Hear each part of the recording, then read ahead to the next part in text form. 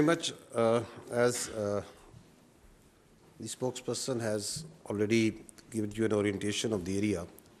So if you see the first slide, if you can go to the first slide, I'll just tilt a bit so that I'll be able to go along with you. If you can go to the map slide. If you see, this is the, if this is the crow distance from the Badori Bulge at the place, it is approximately 100 kilometers. And on the road and tracks, it is more than 200 kilometers. But that is from the tip of the Badori Bulge. From any nearest Pakistani town, let's say it's Bagh, it's even much more. So what we are trying to do here is to walk you through facts of this incident rather than the allegations that are being made.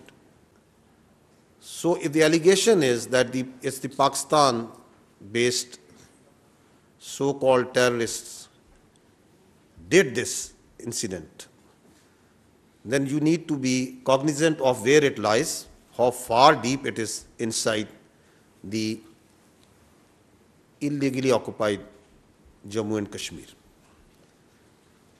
If you see the terrain on this map slide, you will see that it's quite hilly. It's not the sort of terrain which is very friendly, and not a sort of terrain where the all-weather fair roads exist. It's mostly on 4x4 and the horseback that the travel is being done over there. If you go to the next slide, so there's a track, then comes the road. So approximately, if you see, it takes about, we can estimate that about 30 minutes for someone to move from the incident site to the police station. So if the incident, as per the FIR, was from 1350 and it is 1420 hours, so how it was humanly possible that within 10 minutes, the police was there, evaluated the situation, went back and registered the FIR. And if we see this FIR closely, there are 3 points. The time factor, the time aspect has been, I think, repeatedly, clearly enunciated. There are 2 more things that I would like to draw your attention. That the FIR lodged after 10 minutes states that these were across the border. The handlers of this incident were across the border. So they established it in 10 minutes. While the incident was going on, before that, the intelligence or the security was so, we can say, flat that the incident happened, there was no intelligence, but within 10 minutes, they had such complete intelligence that they were established that it was across the border handlers. And secondly, it says over there that there was indiscriminate firing.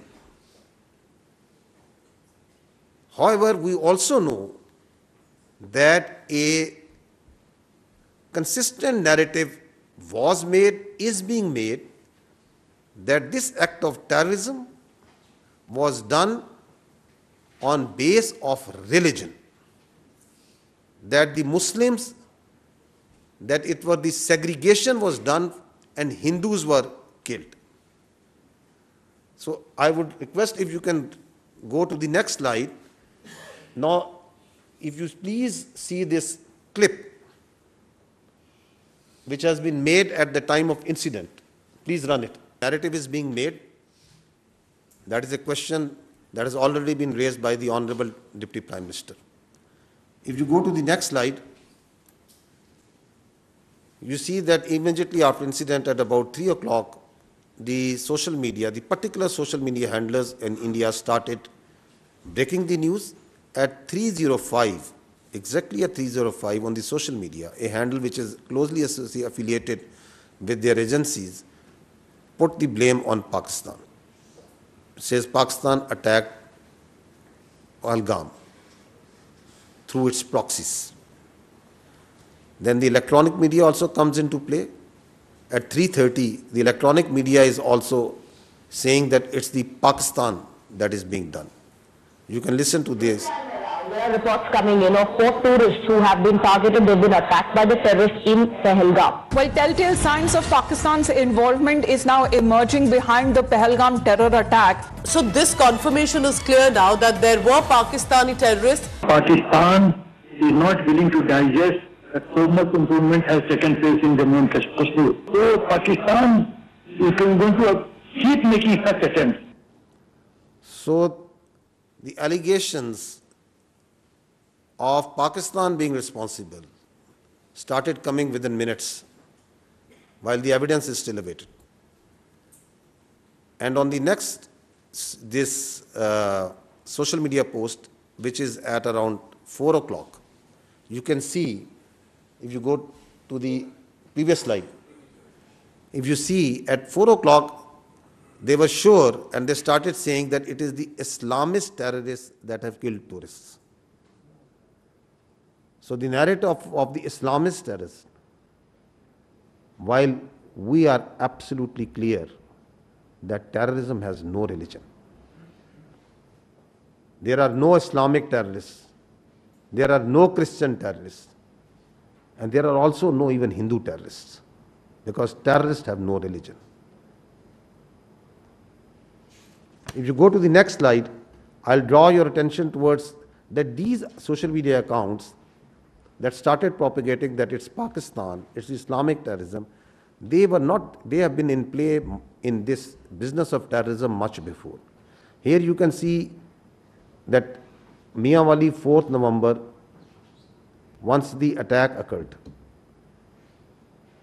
So you see at one day before, the same social media accounts that are active in Pahalgam, the Indian social media accounts affiliated with their agency, one day before, that social media account is saying, tomorrow is a big day, so going to bed early. You can see that. And next day, it says, it quote tweets and says, good morning Mianwali. And there we see the Mianwali terror incident being done by the Fitna al-Khawarij. So this is a collusion with the Fitna al-Khawarij, with the terror incident that happened in Mianwali on 4th of November 2023. Then comes 6th October 2024, the attack on our Chinese friends in Karachi. Before the attack, there is, from the same handle, there is a tweet which says, big day in the next few hours. And then it says, huge blast in Karachi, more details to follow. And then the targeted ID explosion in Karachi near airport, car carrying engineer, foreigner, perhaps Chinese. So there you see the collusion for the world to see that how the choreography is being done of projecting, predicting that we are going to hit, where, when the attack happens, and then its glorification on social media. And if you follow the media, then the electronic media automatically comes within minutes into play. And same thing you are seeing in Pahalgam. Why I'm making this point? Because if you do this forensic, this common sense forensic, you see that what happened also in Pahalgam. Moving forward, very recently, the Jafar Express, same account. Keep your eyes on Pakistan today and tomorrow. Big Jafar Express train carrying Pakistani forces personnel from Quetta to Peshawar attack. The same accounts that are active carrying the narrative of the Islamist terrorists, Pakistan being responsible on play over here. But let's see, if we want to understand what happened at Pahalgam, that what are the people there in India and Kashmir seeing. Let's see what they are seeing, who are actually over there. Questions that the Honorable Deputy Prime Minister has raised, they are being echoed also within from India, because the facts are there for the people to see. Hear them out. on bleeding. So they could file, they can do the evaluation within 10 minutes that what happened, and they had filed an FIR against Pakistan. Within minutes, their social media is saying, and their officer is bleeding for 1.5 hours. So these questions that we are raising, that we are thinking, that the world is thinking, the most loud voice, in fact, is coming inside from India. The people who are seeing and watching what's happening. Now, if you go to the next slide, is it first time that it's happening? No. There is a litany of using terror incidents for political ends. This is important, that these terror incidents have an objective, a political objective. We saw last time in case of Pulwama that how the terror incident in February was used for a political objective for change of status of Kashmir. And we are seeing now that a terror incident, that an incident that happened in Pahalgam is being used for the purpose of Indus Water Treaty, for distracting the Pakistan's continuous and very hardly fought and won war on the terrorism, the CT effort of Pakistan, and the efforts, the successful efforts for reviving the economy. And there is a list of these incidents. I'll just give you examples of 2 incidents. If you go on the next slide, so the history speaks for itself, that what happened in the Chatti Singhpura 2000, exactly 25 years ago. After a quarter of a century, it's the same playbook being repeated again and again. Using incidents like Pahalgam, like Chatti Singhpura, like Pulwama for political objectives. If you see, the history also tells us what was actually Pulwama. Please listen carefully to the then governor of the Indian illegally occupied Jammu and Kashmir. To win, to take credit, win elections. Now, there is another important fact that needs to be considered in the situation that the region is facing today, and that is the phenomenon of the fake encounters using the illegally held Pakistani prisoners in India. We have the reports, we have the information that hundreds of Pakistanis being held by the Indians in different jails and locations are used and fake encounters projected as terrorists and infiltrators. I'll give you just few examples. This boy, Zia Mustafa, he was a minor in October 2013. He was taken in custody while he inadvertently crossed, shot down in a fake encounter on 14th October 2021. Listen to this story as told by his family.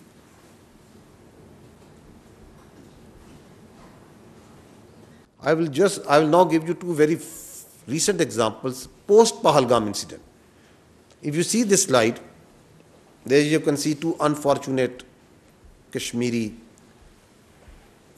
One is Muhammad Farooq and Muhammad Deen. They are both elderly. They were both elderly 50 years ago, 50 years plus. Just few days ago, on 24th April, in their residence of Uri, and they were killed in a fake encounter by the Indians. If you see the dead bodies, that the Indians showed that they are infiltrators. The Muhammad Farooq, he is wearing joggers. His clothes are absolutely clean. And what they have put beside, after killing him, beside him, is a pistol.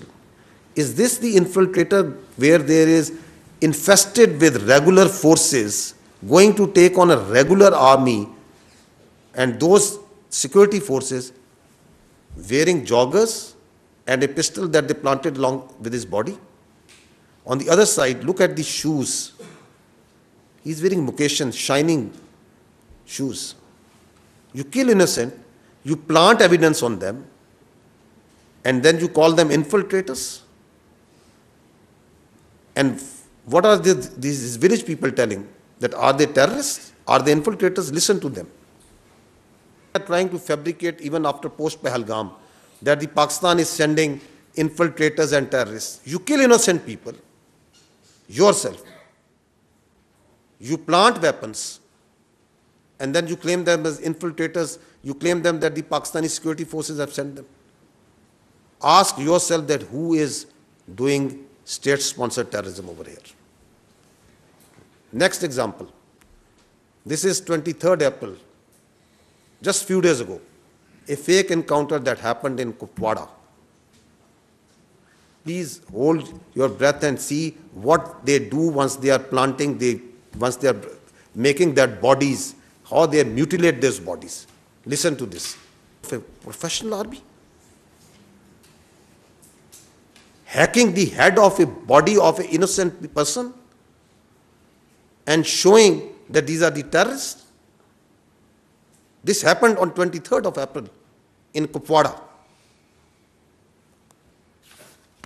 And that's why, if you go to the next slide, once you keep on seeing on the Indian media and their so-called evidence that this person has been found and this person has been found, from where are these persons coming? These are these Pakistani citizens, the Kashmiri citizens, who are held in different jails, in different locations. Like that poor boy Zia Mustafa and many other incidents that are on record, who are brought out of the jails, killed in fake encounters, tortured, forced to give confessional statements, posed as terrorists. This is the facts, this is the reality of what's going on behind all these incidents. Next, I would like to say few words and take a few minutes on the state-sponsored, the Indian-sponsored and abetted terrorism in Pakistan. Let's start with what the Indians themselves say about it. Please listen. Terrorist groups operating in Balochistan, who having after surrendered, are revealing in detail that how they were funded, they were helped, and how their sponsorship was done by India. In the next slide, you can see a terrorist operating and sponsored by India, Aslam Achu in Indian hospital, and an Indian provided passport of Afghanistan of his. In next slide, you can see that once the Jafar Express happened, the internationally recognized terrorist organization BLA, his spokesperson, where was he sitting? He was sitting on Indian channels, wearing a mask, coming on multiple Indian channels, and glorifying in front in this room on Indian sponsored and abetted terrorism in Pakistan once the transnational killings of Pakistanis was done.